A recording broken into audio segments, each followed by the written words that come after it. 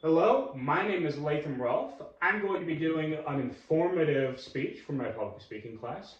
Behind the camera, I have my cousin Jared, who is going to be recording the entire speech. Hello.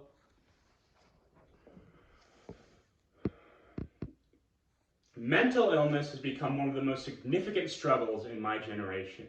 Anxiety and depression are by far two of the most common illnesses impacting students. The number of individuals that live with the debilitating effects has increased significantly over the last few years.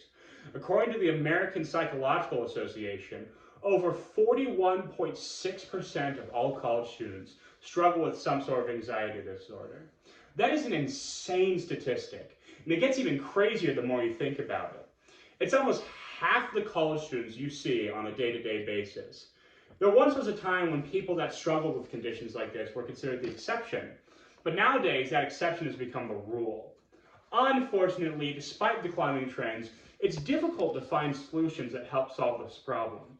There are several methods people use to treat these issues, but one solution that is often overlooked is simply exercise and physical fitness. It's something that many people do every day without even considering the positive effect that it has.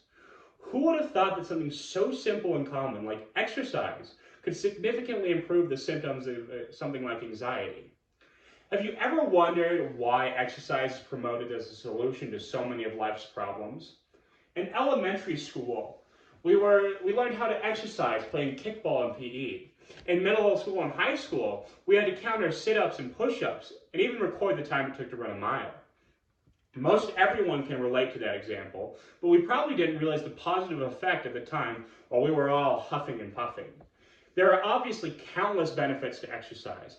It does things like prevent heart disease and diabetes, as well as even preventing several types of cancer. It also helps strengthen your muscle and bones, which in turn really helps with a bunch of different bone and muscle disorders, including arthritis or just simple old age. There have been many different studies proving that exercise and physical activity help to decrease the symptoms associated with mental illness. Even something as simple as walking or jogging regularly has been shown to be extremely helpful in easing the symptoms of anxiety. Dr. Michael Craig Miller, assistant professor of psychiatry at Harvard Medical School, explained that exercise is, quote, as effective as antidepressants, end quote, stating it supports nerve cell growth in the hippocampus, improving nerve cell connections, which helps relieve anxiety.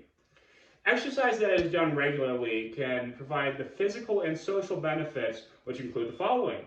It releases feel-good endorphins, distracts you from your worries, improves your confidence, and even increases your social interactions and connections, and provides a positive method to cope with the responsibilities you might have.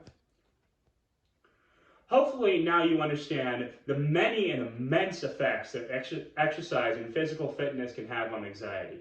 It might not be perfect, or quite as potent as other methods of treatment like medication and therapy, but it still is immensely viable and can genuinely be very helpful when treating an illness like this one.